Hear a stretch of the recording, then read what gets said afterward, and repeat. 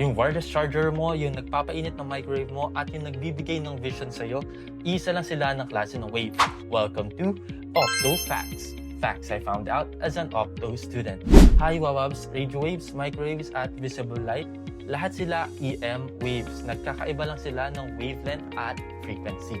An electromagnetic wave, yung physical properties niya is hindi natin ito nakikita at nahawakan. But the only exception on this rule is the visible light na nakikita natin either from the sun or from an artificial light. And that's the key property niya bilang isang wave. Hindi natin ito nahahawakan.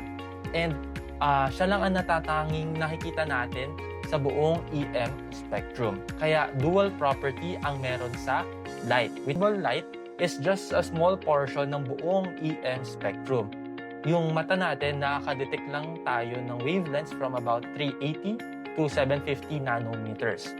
Yun lang yung nakikita ng human eye. So isipin na lang natin kung makikita natin lahat ng buong EM spectrum. I don't know how it feels. So I think that's it for our Opto Fact.